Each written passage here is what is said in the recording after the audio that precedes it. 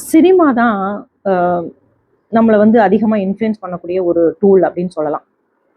எப்படி வந்து பள்ளி கல்லூரிகள் அது வந்து எப்படி பிள்ளைங்களோட மனசுக்குள்ள ஆழமா நிறைய விஷயங்களை பாடம் மூலமாக விதைக்கப்படுதோ, அதே மாதிரி சினிமாவும் இன்றைய காலகட்டத்தில் நம்ம பார்க்கக்கூடிய சினிமாக்கள் எல்லாமே ஒரு ஒரு காதல், ஒரு பயங்கர வயலேஷன், சண்டை, அந்த மாதிரி கொலை கொள்ளை அந்த மாதிரி தான் நம்ம பார்த்தோம்.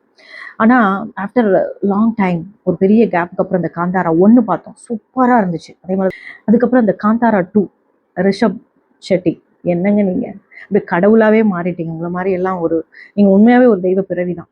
அந்த அளவுக்கு உங்களுடைய நடிப்பும் சரி, உங்களுடைய படைப்பும் சரி, இந்த மாதிரி எங்கள் தமிழகத்தில் தமிழ்நாட்டு படங்கள் இப்படி இந்த தரமான ஒரு நல்ல படமாக இருக்காதான்ற ஏக்கம் எங்கள் மக்களுக்கு நிறைய பேருக்கு இருக்குது.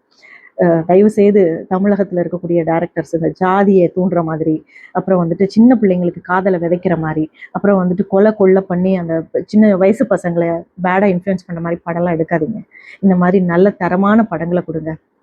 ரிஷப் ஷெட்டி, உங்களுக்கு மிகப்பெரிய சல்யூட். அந்த காந்தாரா படம் வந்து முக்கியமான டயலாக்லாம் சப்டைட்டில் வந்து ரொம்ப குட்டியாக இருந்ததுனால எங்களால் முழுமையாக அனுபவிக்க முடியல. அந்த டயலாக்ஸ்லாம் வேற லெவல் படங்க. நீங்கள் உண்மையிலேயே கிரேட்.